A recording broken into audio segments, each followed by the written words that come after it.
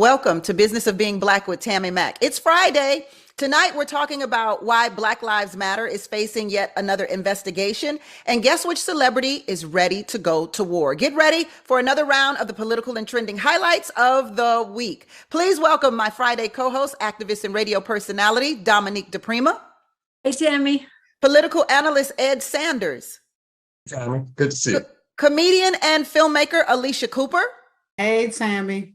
And the president and founder of Oleka Management Consulting, Dr. O.J. Oleka. Let's get started with the business of being Black. Georgia Senator Raphael Warnock has agreed to debate his opponent, former NFL player and Heisman Trophy winner Herschel Walker, on his turf. Warnock has two conditions: one, that Walker accept the debate without being given the questions beforehand, and two, that Walker agrees to a debate in either Macon or Atlanta the following month. Does Walker have more to lose than gain by agreeing to debate Warnock on television? Anybody? I'll jump in. I mean, it would be political theater. I think what you're seeing in Georgia is the polls are tightening. The opinion polls are showing that Walker is closing in some instances a slight lead over Warnock. Look, I think most people in Georgia have their minds made up. I don't see that there's an undecided that can decide between, Warnock and Walker. There is polar opposites. I imagine that, the conditions there are funny, right? I'm sure that Herschel Walker wants to get the questions ahead of time. We've seen him on the stump. This has everything to do with the Republican Party's choice of candidates, right? We've been talking about candidate quality across this country, and Herschel is probably the worst of them out there. Dominique? Yeah, well, I mean, I somewhat object to the framing of that question, because during the primary, Herschel Walker was the one that dodged debates with everybody, and he got through to the general election. And now to frame it as if Warnock's been dodging him isn't quite genuine. I think that it is. It makes sense that Warnock now would say, hey, these are the ground rules, because Walker has been dodging debates with him until it got to the point where, as Ed rightly mentions, the race is tightening up. And I also think that, questions or no questions, a debate with Herschel Walker is a thing of beauty. Alicia?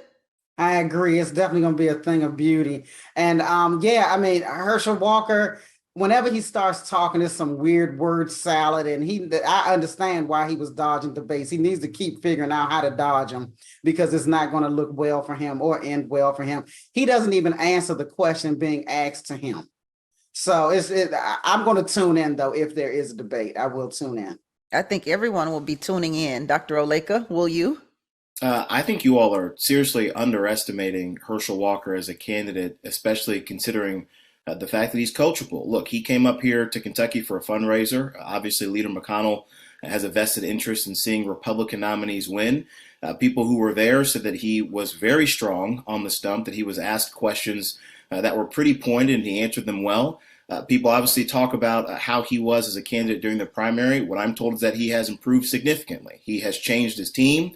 As was pointed out, the polls are tightening. And the way that this typically works in Georgia is that Democrats have a big lead in the summer. Then after Labor Day, Republicans start to tick up. So the fact that he's doing as well as he's doing now, and Warnock is finally agreeing to debates, shows you that the Warnock people are scared. I think that Herschel Walker has a great chance to win this race. I think a lot of people are going to be surprised by the outcome come November. Honestly, Oleka, you want him to win this race? Really?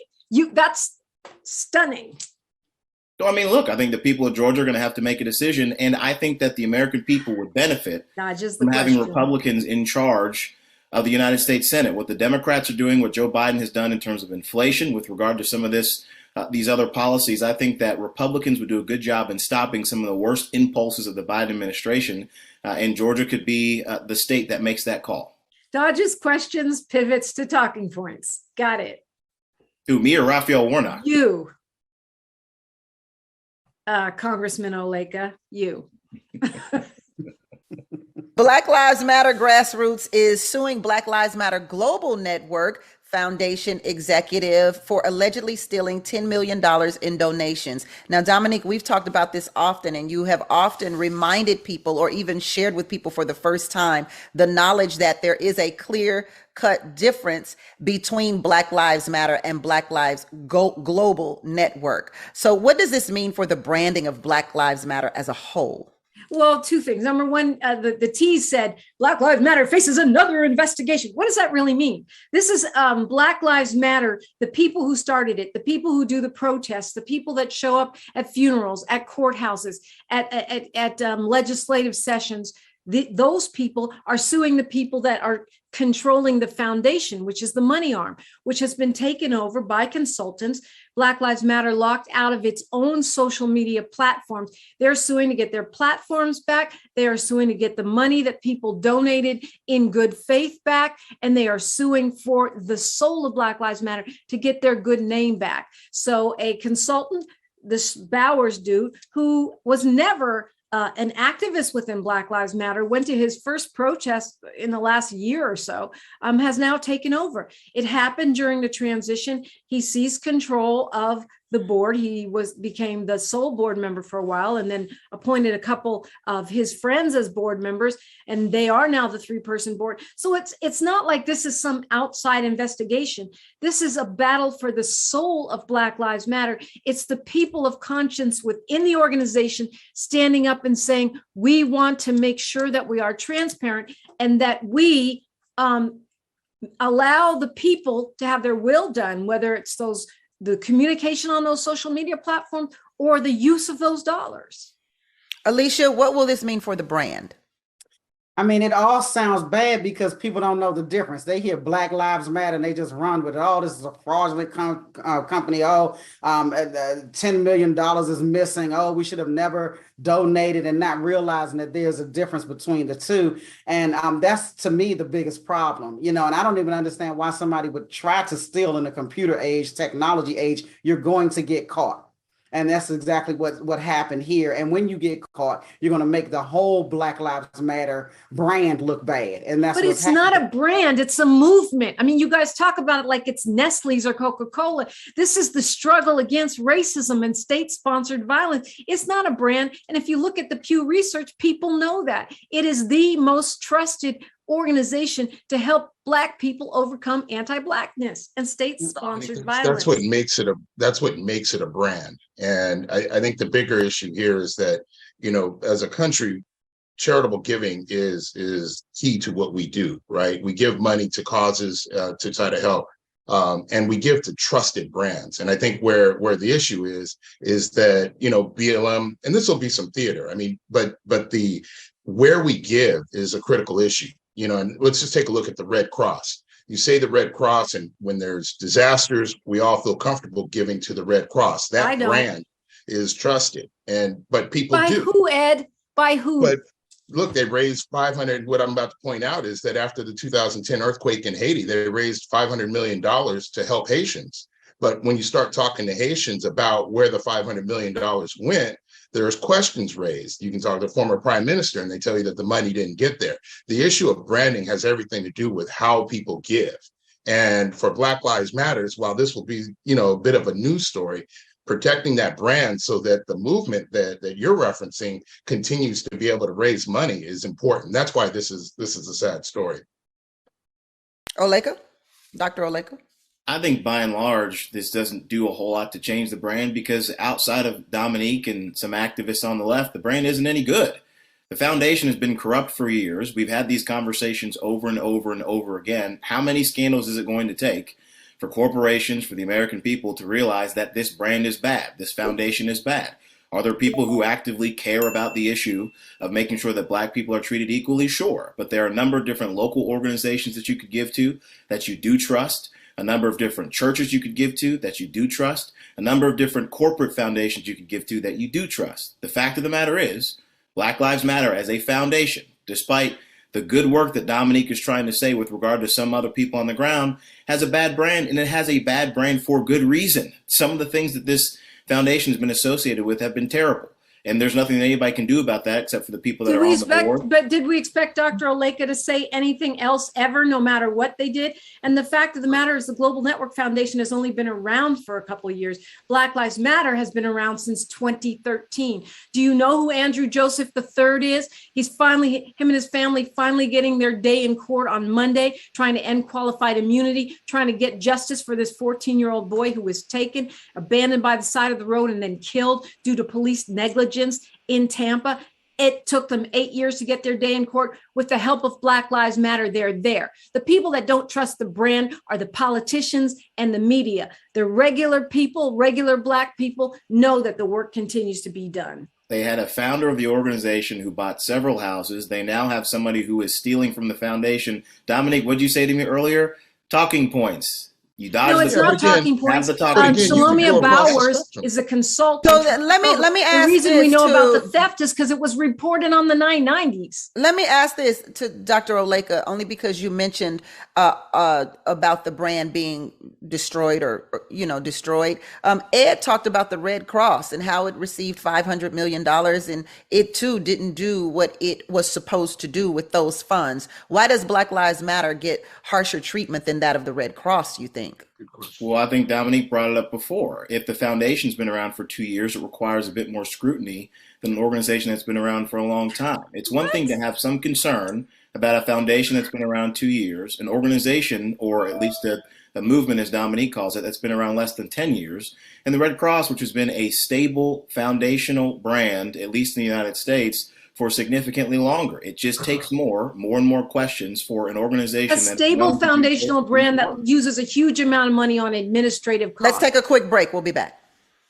Welcome back to Business of Being Black with Tammi Mack. I'm Tammi Mack, and the Business of Being Black today are the political and trending topics of the week. Let's go. Students at a high school in Sand Springs, Oklahoma, were greeted by a number of students passing out white privilege cards in school hallways. The cards read, "White privilege trumps everything. Member since birth, good through death.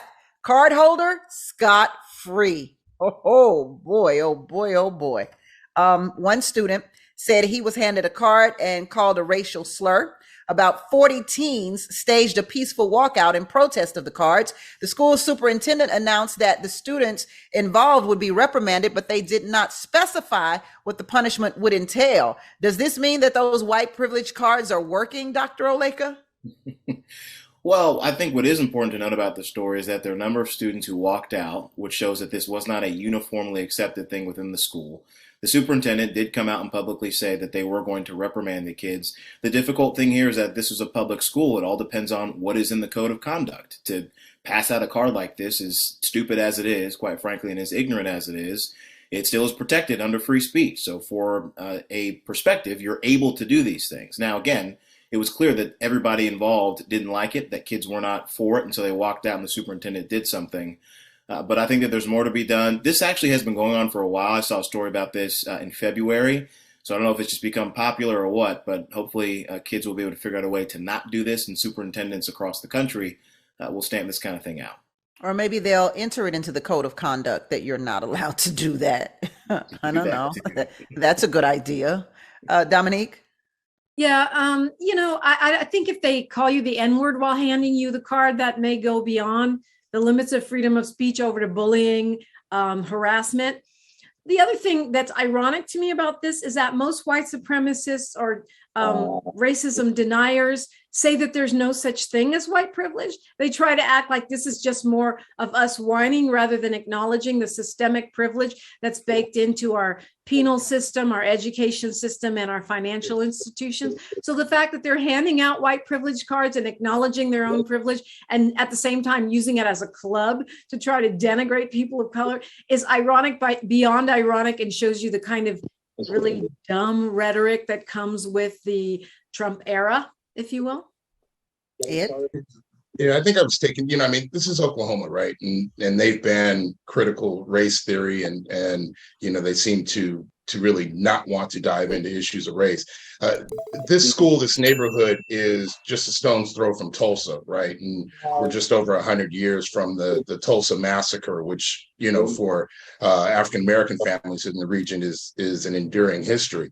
What I caught interesting is that, and I looked at the high school, Charles Page. I looked to see who Charles Page was.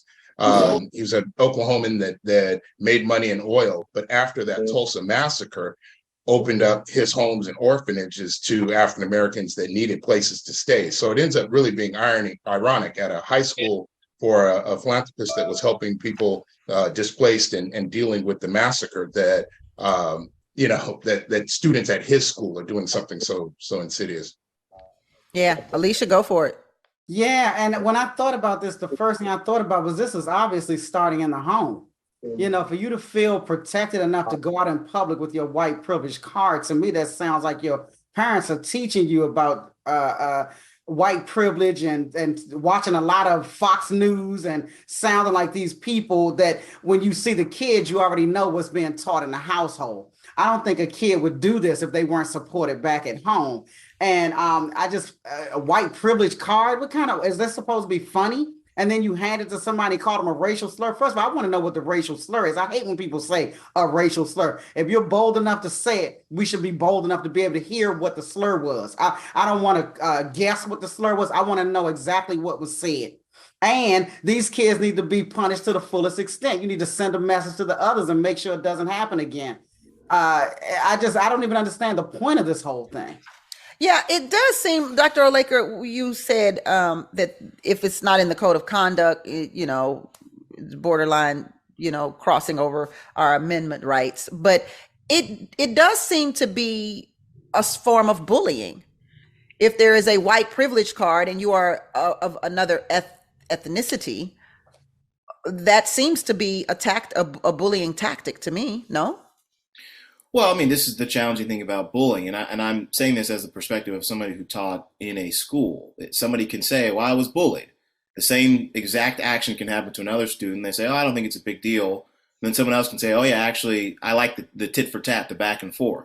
That sounds silly to say when talking about an instance with regard to a white privilege card, but just because one student is impacted by it in a really negative way doesn't mean another student is. It doesn't mean the other student cares at all. So it could be bullying, sure, but to somebody else it might not be. And this is what gets difficult, quite frankly, with kids, is that calling me the N-word wouldn't be bullying. Yeah, okay. This is the reality. You have a conversation with a friend of yours. You all make a joke you think is funny. And then you decide to go to school with that joke, and turn out 40 kids don't think it's funny at all, and they walk out on you, and then you get suspended. So it's one of those things where, but yes, if it's a racist bad, joke, if you have any common sense or home training, and to your point, I remember, my kid was in an elite institution when Trump was elected, the environment changed. There were kids that would come up and rap songs in front of them just so they can say the N-word. People were emboldened, and they were bringing what they learned from their parents to the school campuses. And, we can say bullying is relative, but hate crimes really aren't. Yeah, but this isn't a hate crime, Dominique. If you hand somebody a card that says white privilege, that's not a hate crime. Call them the N-word? We don't know what they call them. Again, to Alicia's point, I think it would be important to know, but we don't know what they call them. And I think this is part of the challenge that happens now, is that we create the worst possible scenarios in our heads, and we all agree the worst scenarios would be bad. But then if we find out that it was something else, then all of a sudden the proper level of repercussions aren't taken because it wasn't as bad as we thought. So like when they put the white cotton balls in the baseball players, the little leagues players' hair. We all thought it was one thing and it turned out to be another.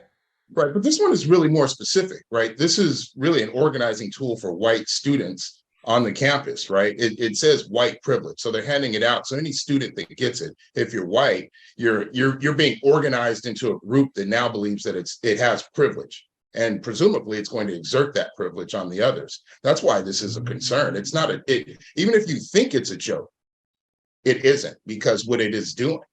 Yes, and no one's defending it. I want to make sure that that's clear. I'm not defending the actions.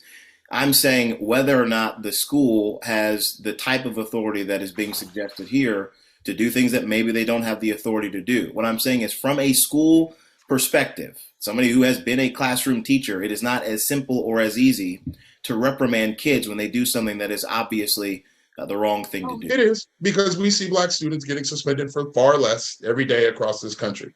And again, we agree that they shouldn't be being suspended for far less. They should be getting the equal proper treatment, which is maybe a talking to, maybe a warning, maybe a call home. And that's, again, my point with this is that consistency is important. And we need to look and see what the code of conduct says. Now, I realize that's not the exciting or sexy thing to say, but we don't like it when Black kids are mistreated in ways that they shouldn't be. And so we should be looking at these things equally, regardless of who does it. Again, I'm not absolutely, at all. but there's no racial slur that's acceptable that goes with that. If they call them the racial slur for Jewish, or the racial slur for Mexican, or the racial slur for Asian Americans, none of them should be acceptable, and all of them should be considering bullied at the least and hate crime at the most. Well, there you have it. Bank of America is launching a mortgage program in which minority borrowers in 5 U.S. cities would have zero money down and no closing costs. The program is geared towards first-time home buyers in Los Angeles, Detroit, Miami, Dallas, Charlotte. Credit worthiness will not be determined by credit score, but instead factors like history of timely payment of rent, insurance, and utility bills will be the deciding factors. I want to talk about this. I do believe from reading this, there's also no PMI that is attached to these mortgages either. So let's talk about that when we return on Business of Being Black with Tammi Mack on Fox Soul. Welcome back to Business of Being Black with Tammi Mack. I am Tammi Mack. Bank of America is launching a mortgage program in which minority borrowers in 5 U.S. cities would have zero money down, no closing costs, no PMI. The program is geared towards first-time home buyers in Los Angeles, Detroit, Miami, Dallas, and Charlotte. Credit worthiness will not be determined by credit score, but instead factors like history of timely payment of rent, insurance, utility bills. On the surface, this sounds good, right, Alicia? Yeah, they ain't saying anything about a job, but it definitely sounds good. And if you're in one of the 5 cities, hey, it sounds like some form of reparations that we finally deserve and can use and can really be a big help, especially in Los Angeles where the market has just gone crazy. So, I'm glad that Bank of America is doing something. I have to say, I'm not a fan of this, Alicia, but go ahead, Ed. Look, I mean, there's pros and cons to it, right? From a banking perspective, you want to try to find ways to get money into communities that need access to capital. And for a long time, credit scores and other criteria have hindered that process. And so I commend them for trying to think outside of the box, because there's definitely that, right? But ultimately, I worry about sort of the cost of the loan. Los Angeles's real estate market is sky high, and so if you're stepping in without a down payment on a relatively $600,000 home, that's problematic. Not in Los Angeles. Yeah, that's not in Los Angeles. I mean, you're north of $1 million easily. That's a lot of money to pay back over time. So, I mean, in the end game, you have to look, and the bank has to look to evaluate how those criteria work. Ed? I'm sorry, Ed, Dr. Oleka? Well, Tammi, I agree with you. I think this is your conservative side coming out. This is a terrible policy for a number of different reasons. One, as was already pointed out, if you don't put any money down, you don't have to pay any or PMI, and there's no check on your credit score, then how do we know, aside from that you've made payments, that you can even afford the home that you're buying? You're going to just go into debt to buy $1 million home? Let's not forget Bank of America was one of the banks that regularly refused to stop people from having to pay with overdraft fees. This is not a bank that has been historically known to want to help people out and to support them. So all of a sudden, you're going to lock somebody in, a person of color in this instance, for 30 years because you want to get more money out of them. I simply don't trust that. And secondly, if Bank of America is actively saying we will only provide this resource to you based on your race, that is a racist policy. The Civil Rights Act 1964 told us pretty clearly that we couldn't do this. So I don't think this is good policy at all. I don't think it's good for the bank. It's certainly not good financial literacy opportunities for families and people who are buying homes that they never have before. This is the wrong way to go. I want to make it clear. It is not, the loan is not specifically for Blacks or minorities. The loan is for those underserved areas.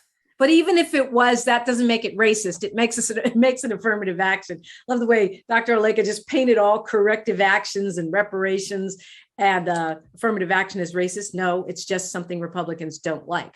Right. The thing about it is I do see the pros and cons. What would make this workable is if we could get some affordable housing stock in California, which we can if we act aggressively. So the thing about it, there's nothing inherently wrong with finding different criteria to determine someone's reliability. If you have been paying your utility bills on time, your rent on time, you're a hardworking person who maybe doesn't have any credit at all, which is many times that is the problem. It's not that people have bad credit, they have no credit. This can open a door and give someone an opportunity for home ownership. If you live in LA, you're going to be paying a crap ton anyway, even if you're renting. So you might as well be paying all that exorbitant rent towards an exorbitant mortgage and at least getting some kind of equity out of it. That said, I think, yeah, we all agree that, who wants to be saddled with $1 million home for a $200,000 worth of house? That's a different problem, though. And I think what I would say is if you can take advantage of this and you can work with financial advisors to make sure there's no hidden fees, exorbitant interest rates, because there's no bank in America that doesn't try to exploit poor people and people of color. That's just built into our system unless you're going to a Black-owned bank. So yeah, get some financial advice, but this may be a way in for some folks, and I don't think they should rule it out if it works to their advantage. I don't think anyone should rule it out either, Dominique, but to your point on the exploitation of it all, I am concerned about the interest rates that they place on these loans. And I think more for me, what I'm concerned about is the banks owning our areas and our community. I mean, when the housing market hit, a lot of people were foreclosed because they weren't checking people's debt to income ratio and not knowing whether they were these homes were affordable and whether people could maintain these payments. Turned out people couldn't maintain the payments because the interest was adjustable rate. They were giving out these adjustable rate mortgages. So plenty of people begin to lose their homes 5 years in. So my concern is that people will start to lose their homes 5 years in, and then the banks will now own our communities because this is where you have to purchase a home in our communities in order to be applicable to the loan. Right. But so now these big real estate, wheeler dealers on Wall Street are buying up the community. So that's 6 of one, half dozen of another. And part of the reason so many people lost their house, yes, the adjustable mortgages, predatory lending, but also people lost their jobs. It was the Great Recession and folks were broke. Yeah. And we would hate for that to happen again. Tammi, you bring up a good point, though, because the other thing to consider is that if you have interest rates or you have money down or different factors that lower the market, if you will, for people trying to buy a house, you take all those things away, all of a sudden a bunch of people are going to be putting in offers for homes. So how exactly do you keep that price down of $1 million home? If everyone says, well, I want to buy it, I'll get out a bigger loan because I don't have to put anything down. The bank has told me. Well, but I'm sure that there is some type of, I mean, you still have to be able to afford the home. I'm assuming that if your income is not, enough, that like they're still going to check your income. These Bank of loans America don't suggest that they're not going to let me buy J-Lo's house, right? No matter how many times I paid my utility bill. Sorry. To your point on this, it really comes down. Listen, I can't even buy Ray J's house. So there's that. Go ahead, Ed. I was going to say, ultimately, this is a program that the bank is putting forward, right? And so you want to evaluate it. And one of the evaluations that you got to look at is how they deal with distressed loans, right? And so I think all of us have expressed a concern around anyone that gets in trouble around their loan. If I'm Bank of America and I've got this program, I'm going to be willing to work with people that have borrowed under this program. I'm not going to go right to foreclosure, but we got to look and see how that turns out. Let's talk about this. Listen, let's do some fluff stuff right now. North Carolina pastor is facing backlash after condemning men with long hair. I'm not sure if that applies to you, Dr. Oleka, or not. Doesn't look like you could get it in a bun. But Ed, you're definitely not a part of this conversation. Let's take a look at the clip. Why are you a man and you tie your hair up in a bun? Men don't walk around with buns on their head. The Bible says it's a shame for a man to have long hair. I don't know where to start. Is it a shame for a man to have long hair, Alicia? First of all, we don't even know what he considers long. I guess the bun is long. The bun is our barometer. The bun is the barometer. And it just seems like now all these pastors are doing and saying anything to go viral. They saw the man telling everybody, buy me a watch, and they got inspired. So, and then you hear the hollering and hooting in the background. Like, who are the parishioners? And so they getting too much encouragement in the church and they still going forward. I mean, we have bigger issues to deal with than who has a man bun and a merce. So I'm like, they got too much free time. Go sit down somewhere. Yeah, we definitely have too much time, too many other things to do than to condemn Colin Kaepernick, for sure. And the picture of Jesus that they love to put in the forefront, isn't his hair long? You know, and they better shut up, girl. They better not come for Jason Momoa. Well, I think this pastor led Jason Momoa to cut his hair because Jason Momoa cut it all off, honey. So he heard the pastor speaking. Dominique? Alicia said they're getting too much encouragement in the church. I think it's just silliness. All the pictures we see of white Jesus, he does have long hair. I haven't seen him with a man bun, but it's just. I think in the movie he has a man bun. Really? One of those movies. It's buffoonery. I mean, this is what is at your spiritual core. Give me a break. Whatever happened to character? Can't you? Obviously, no good character with a man bun, Ed. Yeah, I'm just hoping and praying he was having a light moment up on the sermon. Otherwise, I don't know what to say, man. He's trying to sell some snake oil. I'm with Alicia on this. These pastors and bishops and ministers and reverends are looking for major clout, like they want to be rappers. Dr. Oleka? That's a shame if that's what they're trying to be. I mean, I don't know any scripture that references the man bun specifically. Maybe that's in, I don't know, the new Hold that version. thought. I'm gonna go to commercial on the man bun and a photo of Jesus.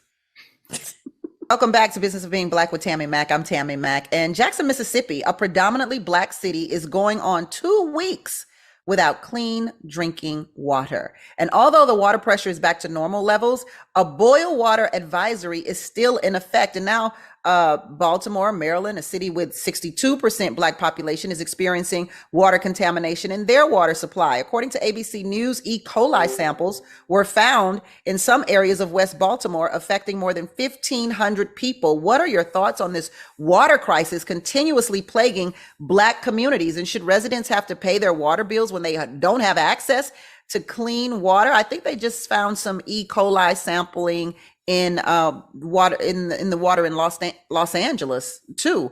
Alicia? Yeah, I mean, no, they absolutely should not have to pay a water bill for contaminated water. And why is water always getting contaminated in the Black areas? This feels really shady. I can't, I hate stories like this because it affects the bloodstream. It affects generations of families. It has bigger consequences than just somebody's having bad water. And they said in certain parts, even boiling it won't make it any better. So that's some serious contamination when you can't even boil it out. And there needs to be lawsuits too, because that's the only way people understand is to hit them in the pockets. And this is serious. Yeah. And it always baffles me that we live in the richest country in the world. And, we're based off of capitalism and we have so much money and so many resources in America. How dare our water be dirty anywhere in this country, Dr. Oleka? Well, I mean, you said it. This isn't capitalism, though. This is government. This is local government. This is Baltimore. This is a city in Mississippi. This was in Flint, Michigan. This was in a small community in eastern Kentucky, in Martin County. This is local government. And this is an issue that is plaguing the country in a number of different ways. People are losing faith in their institutions because you are supposed to be able to get your water in this country and be able to drink it. You're supposed to be able to get your water in this country and be able to take a shower without having the fear that if you open your mouth that you will get sick. You should be able to eat from it, drink from it, and use it to make your life better. And it is a significant problem. If in these United States we have local governments who cannot figure out how to run their operations well enough to keep people safe. You certainly need to do audits, you need to figure out exactly where the issues are. People need to be fired, prosecuted, and the whole lot needs to be thrown out. And we need new people in charge of our institutions so that people can have faith in them again. Yeah. But I oftentimes think though, yes, it's local government, but we all are still Americans, and it is an American problem, regardless of what city we're in. It's not just local governments, right? Like this is a business. There are water suppliers that supply waters to water districts. So you've got business and it's highly regulated. So you've also got the politics involved here. And, you know, I think what we've all sort of acknowledged is that we've got expectations about the water, right? But how many people actually study who gives you water, where your water is delivered from? Your assumption is that the water is clean. On the West Coast, we're seeing a drought that's plaguing the Western United States. And so the resource of water is starting to dry up. And, you know, if in Jackson, Mississippi, the water isn't safe because of the flooding, on the West Coast, what you're seeing is that communities of color are actually being served water that is not as safe as some of the other neighborhoods. And it is a conversation around politics, but it's more around business as well. And as consumers, we need to pay more attention to that. Yeah, but I think the businesses are tied into the politicians, which makes it all one big bag of bull. That's the point. And that's the point. I mean, as much as we pay attention to Congress, as much as we pay attention to our local city council member or school board member, pay attention to who is on your water board and how you receive water in your home. It's the one natural resource that you know you need, right? You know, as you need to turn and bathe, you need to be able to cook with food, and you should find ways to secure your water. Yeah, I remember when I was a kid living in Houston, Texas, we go to Galveston all of the time to go to the beach and enjoy the beach a day in the sun. And we get into the water. Now, mind you, back when I was a kid, the water wasn't that clean either. But the water is, to this day, the water, you can't even get in it. It's so nasty and dirty and contaminated. And I was at the beach here in Los Angeles recently, and I thought, oh, wow, this water is beginning to look like the water in Galveston, Texas. So there are definitely some things that we need to do to preserve our natural resources and protect them more often than we do. And I think businesses tend to override it because messing and tallying and making profit off of our natural resources has become what America is all about. And so they could care less about it. Tammi, you're hitting it right on the nail. I mean, when you start to look at this, we dealt with this as soon as Trump was elected. You'll remember Scott Pruitt was made the administrator over the EPA. And one of the first things they did was roll back all of those regulations. Remember, it was we want business to run roughshod. And so now we're starting to pick through exactly what's happened. And you're starting to see even in our rivers and oceans, levels of contaminations that weren't there 4 years ago. My question is, destroyed the rivers. That's your point of a commentary here. Donald Trump destroyed the rivers. Donald Trump destroyed the oceans. What about the Democrats who run these cities, who've been running them for decades? You act like all of a sudden Donald Trump comes into office and the water in Baltimore has gone bad. Donald Trump comes to the office, the water in Jackson, Mississippi has gone bad. What about the local Democrats who run these towns full of black people? And all of a sudden the water goes bad and we say, oh, it must have been Trump, must have been business. What about these local elected officials who are just fine sitting by, allowing black people to eat, drink contaminated water? They don't have any issues to deal with here. Those are the people we need to be pointing our fingers at, not some mythical boogeyman who hasn't been in office in years, not Scott Pruitt who hasn't been in charge in the EPA for years. It is these local elected officials, Democrats, who are responsible for these issues. The passion has got me hot and bothered, Dr. Oleka. The passion has got me hot and bothered. I have to agree with Dr. Oleka a little bit here because the water in Flint went bad long before Trump became president. Go ahead, Dominique. Well, yeah, but that was a beautiful delivery of a talking point, which is always blame the local Democrats, especially someone like Chokwe Antar Lumumba, the mayor there in Jackson, who's done a tremendous job for Black people, who has made Jackson the only big city in America where you see the Black population increasing rather than being gentrified away. So, but that said, I agree. It's not just on Trump. Yes, he did deregulate everything and the FDA, and that damage just doesn't go away overnight. But the fact is, the federal government And in turn, those state governments that need to fund those local governments, whether they're being led by Democrats or Republicans, have been neglecting the infrastructure for years. The electrical infrastructure and the water infrastructure being the two most critical, as we saw in Texas last year. Hopefully, President Biden's semi-bipartisan infrastructure bill will deal with some of this, because the water situation in Jackson, part of the reason that it's been so neglected is because once white flight happens in these big cities, then they're left with majority Black populations. The investment is not made from the federal or state level to shore up this infrastructure. And those mayors, those local officials, those Democrats in your talking point can only do so much without the resources that are needed, the same federal resources that flow freely into wealthier and more white communities. Speaking of Mississippi and Maryland, they both have Republican governors. So how do we feel about that, Dr. Oleka? Well, again, this is a local issue. I realize that Dominique is going to try to point to the federal government and to state governments, but this is how local politics work.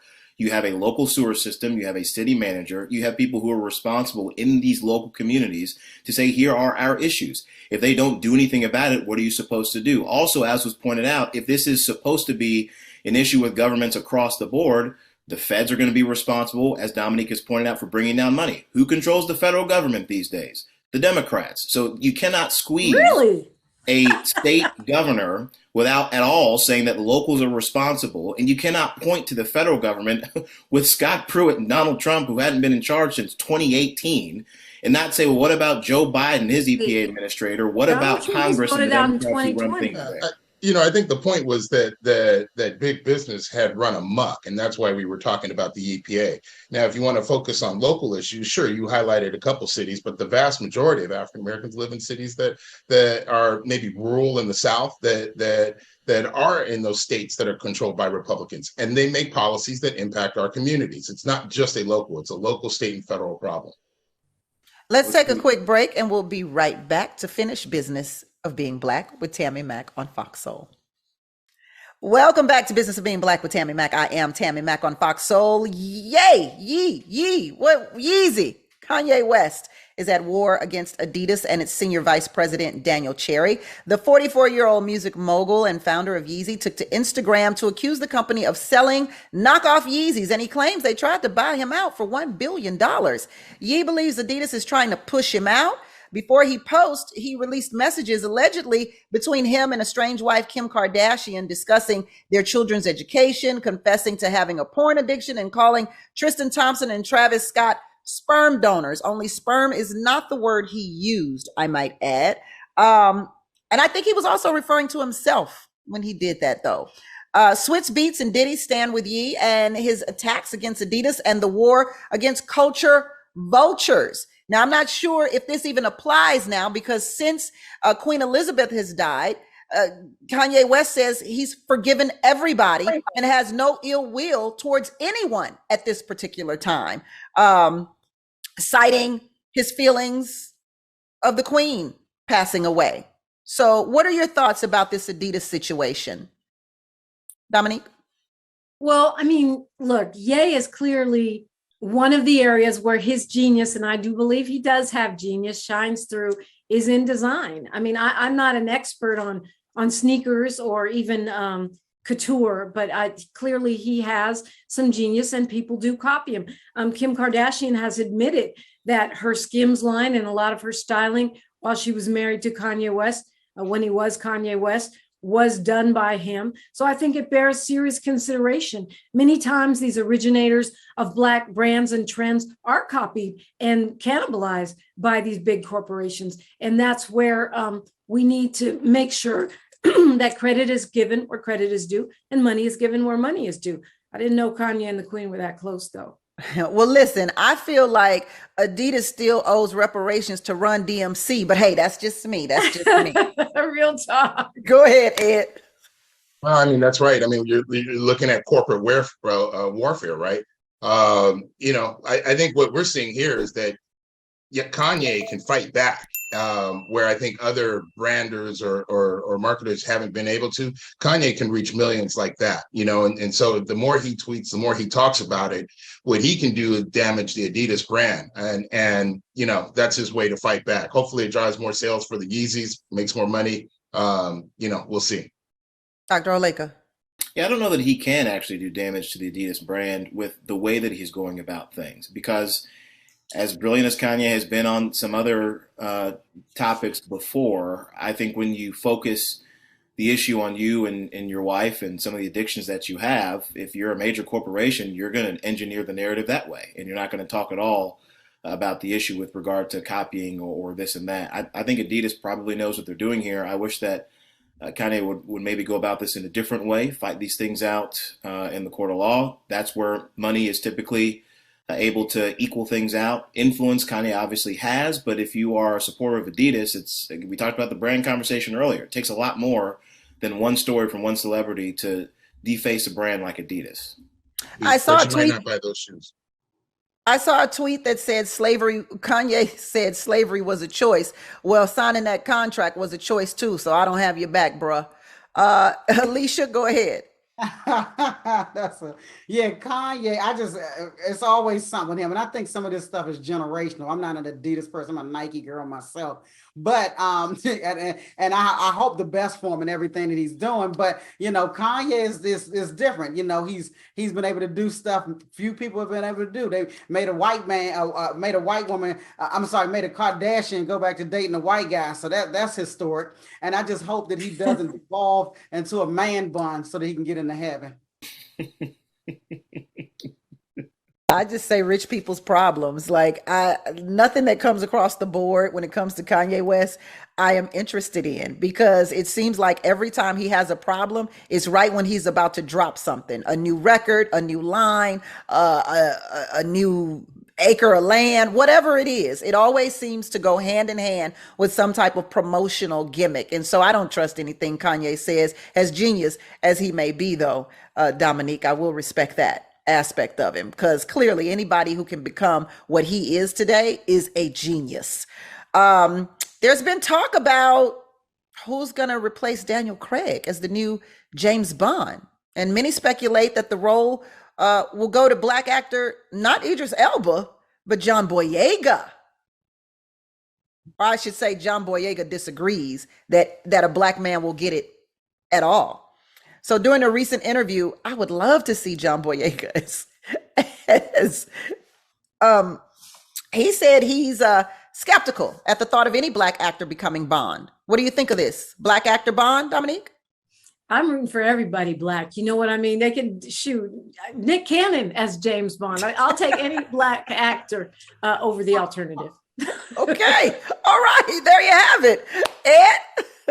Yeah, I don't want to see a Black actor play James Bond, and it's really more geopolitical, politics. The empire that colonized most of Africa and the Caribbean. I hate to see a Black actor playing a role that's defending that. Wow, you went there. Okay. Oh, Dr. Oleka? I don't have a problem with somebody like John Boyega being James Bond. I think Idris Elba, 10 years ago, that was the talk. That he was going to be selected. I might have a problem with Nick Cannon. I don't know that he'd be that good in that role. Alicia? Yeah, I think if it's going to be a Black James Bond, they're going to baby step him. He's going to be half Black. So I think it'll be like a guy, Renee. Yeah, I definitely think it'll be the Bridgerton guy. Speaking of Bridgerton, yesterday Queen Elizabeth II passed away, and not surprisingly, people are already coming for Meghan Markle on social media. One person tweeted, Prince Harry should be ashamed to have put the Queen II through the Meghan Markle saga in the last years of her life. If I were Elizabeth, she would not be welcome at my homegoing service. Another person tweeted, may God forgive Harry and Meghan for causing the Queen so much pain, for I never shall. What are your thoughts on these tweets real quickly, Alicia? Yeah, there was a professor at Carnegie Mellon, and she went ham. She said, I heard the chief monarch of a thieving, raping, genocidal empire is finally dying. May her pain be excruciating. This lady did not care. She pulled no punches. She had no F's left to give. And she blew Twitter up too. And they're like, at Carnegie Mellon, is this who you have teaching there? So, I mean, Meghan Markle is the least of their worries. People are coming for the queen. They don't care. They don't Dr. care. Oleka? I have no thoughts. I'm an American. These people don't apply to me. Ooh, Ed, I was not expecting that for Dr. Oleka. I Ed? wasn't either.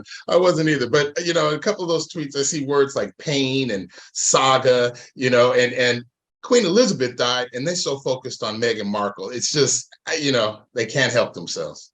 They can't help themselves. That's why I don't want to see a Black James Bond. Yeah.